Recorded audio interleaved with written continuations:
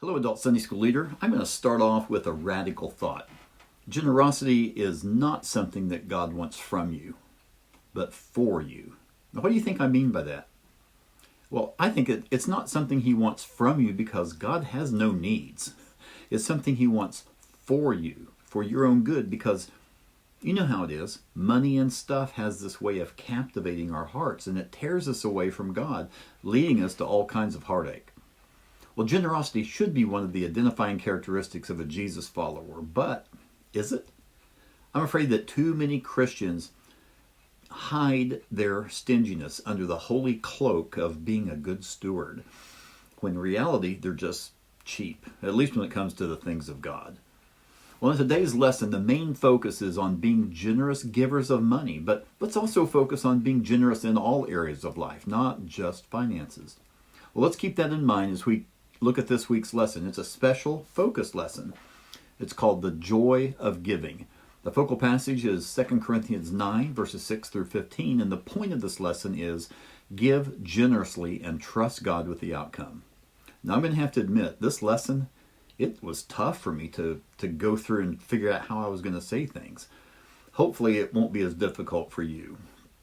Well, before we look at our first set of verses, let's quickly set the stage for what's happening here. So in 1 Corinthians chapter 16, verses 1 through 3, Paul wrote to the church in Corinth, and he said this, "Now about the collection for the Lord's people, do what I told the Galatian churches to do. On the first day of the week, each one of you should set aside a sum of money in keeping with your income, saving it up, so that when I come, no collections will have to be made. Then, when I arrive, I will give letters of introduction to the men you approve and send them with your gift to Jerusalem."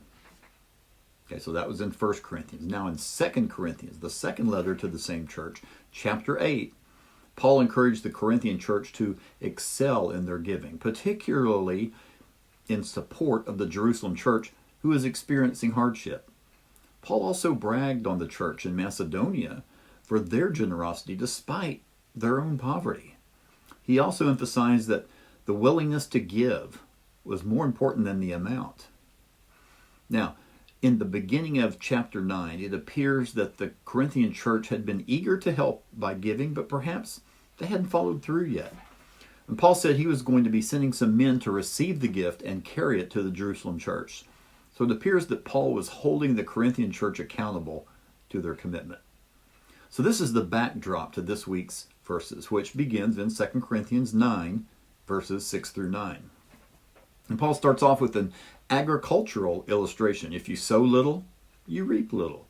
And really, that's just common sense, isn't it? A farmer can't expect to just plant a handful of seeds and then reap thousands of bushels of grain later. Similarly, we can't expect to be blessed if we're stingy.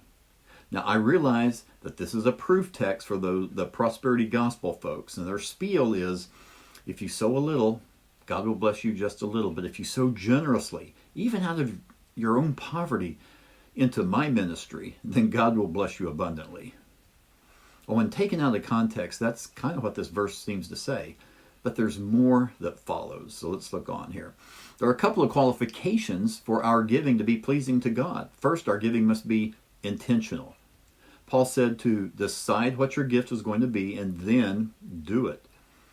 The decision was to be deliberate, not impulsive. You know, when we give impulsively, and sometimes that's okay to give off the cuff, but if we do that all the time, we tend to give based on the leftovers. Okay, we do all the things we want to do, we pay for all the vacations, the other fun stuff, and then we give, if there's anything left to give, out of what's remaining.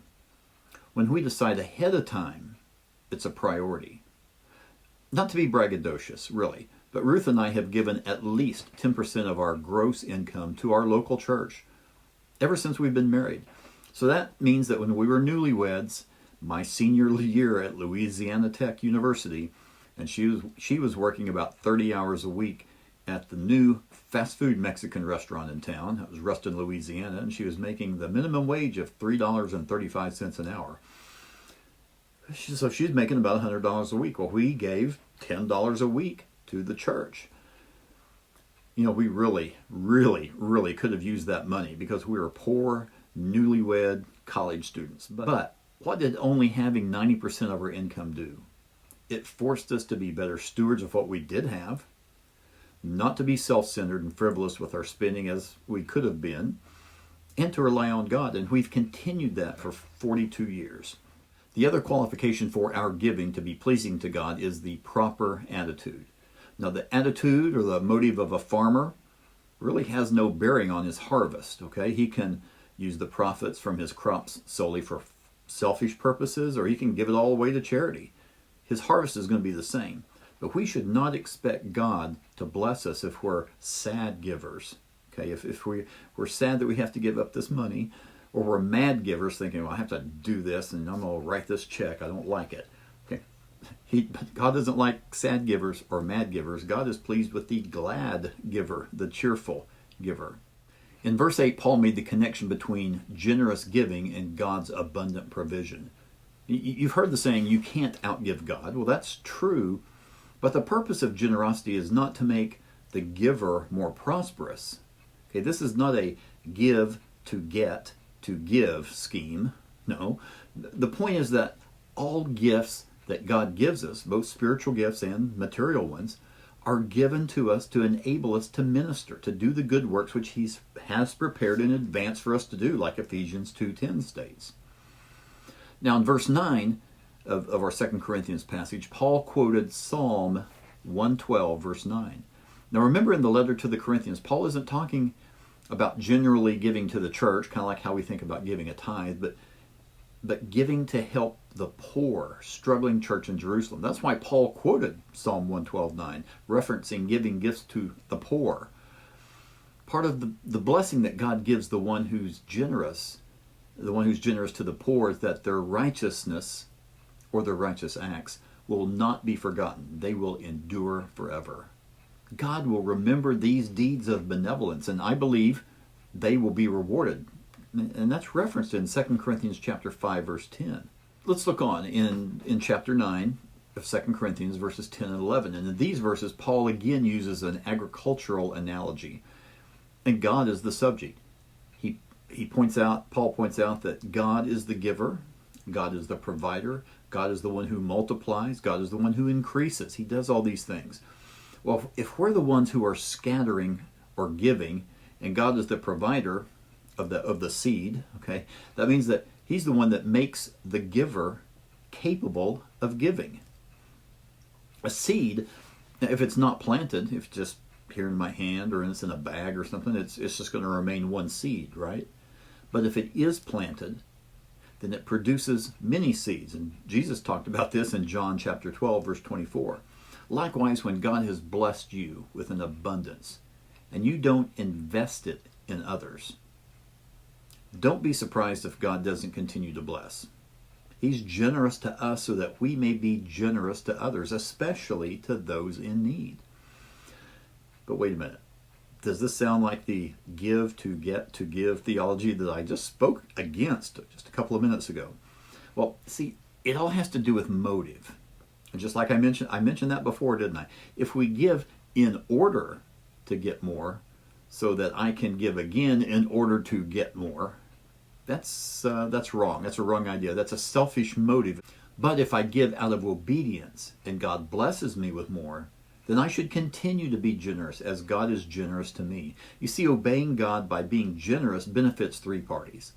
First, it benefits the recipient. Well, that's what we think of, isn't it, first? Of course it benefits the recipient. It also benefits the giver, whom God will always remember and reward. And it benefits God.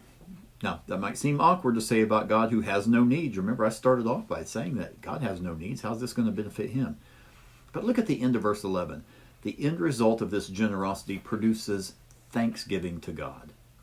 Jesus said in Matthew 5:16, "Let your light shine before others so that they may see your good deeds and glorify your Father in heaven." I think that's what Paul is referring to here. You do these things, people are going to see them, and God's ultimately going to get the thanks and the glory. Now let's keep in mind that Paul is writing these things to the church in Corinth about helping out the church in Jerusalem.